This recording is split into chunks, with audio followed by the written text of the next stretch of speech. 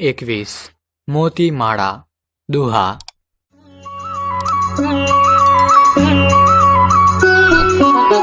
ગઈ સંપત ફરી સાપડે, ગયા વડે છે વહાણ, ગત અવસર આવે નહીં, ગયા ન આવે પ્રાણ। અહીં જીવનના મૂળભૂત સત્યને સુંદર રીતે વ્યક્ત કર્યું છે। કવિ કહે છે, આ સંસારમાં ગુમાવેલી સંપત્તિ પાછી મેળવી શકાય છે અને જતા વહાણો પણ પાછા ફરી શકે છે, પરંતુ સમયની વીતેલી પળો અને એકવાર ગુમાવેલા પ્રાણ ક્યારેય પાછા નથી આવતા। આ પંક્તિ આપણને જીવનના અમૂલ્ય મૂલ્ય અને સમયની અસાધારણ ગતિશીલતા વિશે વિચારવા માટે પ્રોત્સાહિત કરે છે અને કહે છે કે દરેક ક્ષણનો સમજદારીપૂર્વક ઉપયોગ કરવો જોઈએ।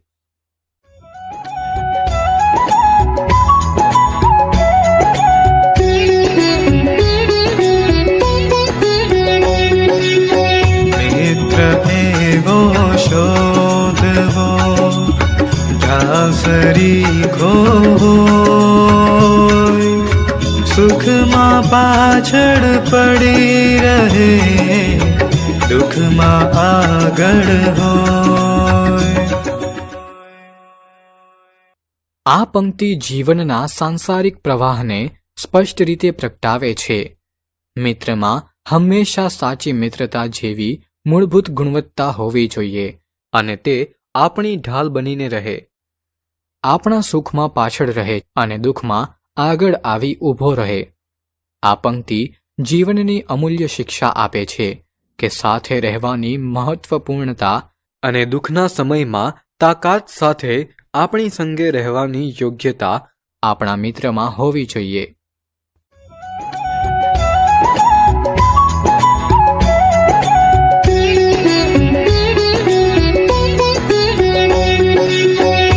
વિદ્યા પુસ્તકમાં અને પર કબજામાં ધન,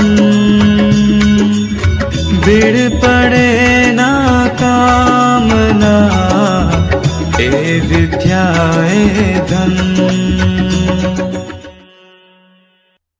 વિદ્યા અને ધનની મહત્વપૂર્ણતા પર વિચાર કરે છે, જે સમાજને શિક્ષાની મહત્વતા અને ધનની આવશ્યકતાને સમજાવે છે।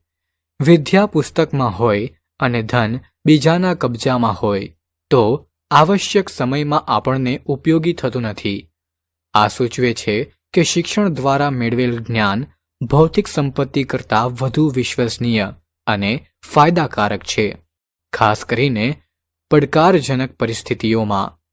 ચોપાઈ।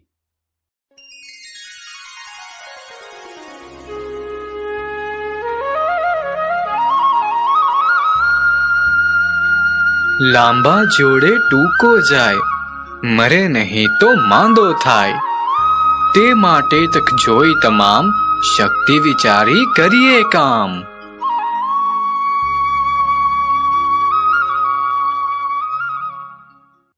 વ્યાવહારિક જીવનની પ્રવૃત્તિઓ અને જીવનશૈલી વિશે વિચારવામાં આવે છે। તે માણસને આપેલ ઉત્તમ સમાધાન પર મજબૂત અને પૂર્ણ પ્રમાણ છે। આ ચોપાઈ સ્પષ્ટ રીતે વ્યાખ્યાયિત કરે છે કે આપણે આપણી પરિસ્થિતિની અનુકૂળતા મુજબ જ ચાલવું જોઈએ। એનાથી વધારે ઉપર જઈએ તો મોટી સમસ્યાઓ આવે છે। એના કરતાં આપણે આપણી તક પ્રમાણે અને વિચારીને જ કામ કરવું જોઈએ।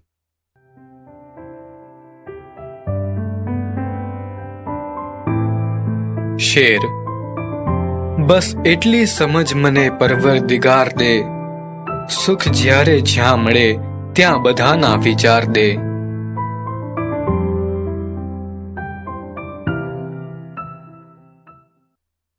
જીવનની સફરમાં સમજણ અને સહાનુભૂતિના મહત્વ પર ભાર મૂકે છે। સમજદાર હૃદય અને ઉદાર ભાવના કેળવવા માટે દૈવી માર્ગદર્શન માટે હૃદયપૂર્વકની વિનંતી છે। વક્તા જ્યાં પણ સુખ મળે છે ત્યાં તેની પ્રશંસા કરવા અને આ આનંદને અન્ય લોકો સુધી પહોંચાડવા માટે વ્યક્તિગત લાભ કરતાં સામૂહિક સુખાકારીને મહત્વ આપતી માનસિકતા અપનાવવા માટે આંતરદૃષ્ટિ શોધે છે. અન્યના આનંદને સમજવા અને ઉજવવાની ક્ષમતા માટે પૂછીને. શેર આપણને સ્વકેન્દ્રિત પરિપ્રેક્ષ્યને પાર કરવા અને જીવન પ્રત્યે સમુદાયલક્ષી અભિગમને પ્રોત્સાહન આપવા માટે પ્રોત્સાહિત કરે છે. તે એવી માન્યતાને રેખાંકિત કરે છે જે સાચી પરિપૂર્ણતા ફક્ત વ્યક્તિગત સફળતાથી જ નહીં, પરંતુ આપણી આસપાસના લોકોની ખુશીમાં ફાળો આપવાથી આવે છે.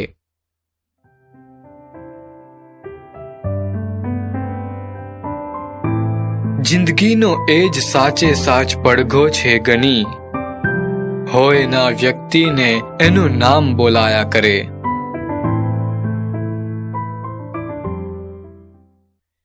વ્યક્તિ જે વારસો પાછળ છોડે છે તે ઘણીવાર માત્ર શારીરિક હાજરીને બદલે અન્ય લોકો પર પડેલી કાયમી છાપ દ્વારા માપવામાં આવે છે. આ તત્વને કરુણતાથી પકડી લે છે. તે સૂચવે છે કે વ્યક્તિના જીવનનો સાચો પડઘો ત્યારે અનુભવાય છે જ્યારે તેની ગેરહાજરીમાં પણ તેનું નામ આદર અને સ્નેહથી બોલવામાં આવે છે. તે એ વિચાર સાથે વાત કરે છે કે આપણે અન્ય લોકો પર જે અસર કરીએ છીએ તે આપણા વારસાને વ્યાખ્યાયિત કરે છે. જ્યારે કોઈ વ્યક્તિના યોગદાન અને પાત્રને યાદ કરવામાં આવે છે અને તેનું સન્માન કરવામાં આવે છે ત્યારે તે સમયની સીમાઓને ઓળંગી સારી રીતે જીવતું જીવન દર્શાવે છે. સ્થાયી વારસાની કલ્પના અને અમારા ગયા પછી લાંબા સમય સુધી અમારી ક્રિયાઓ અને મૂલ્યો અન્ય લોકો સાથે પડઘો પાડી શકે તે રીતેનો અભ્યાસ કરીએ છીએ.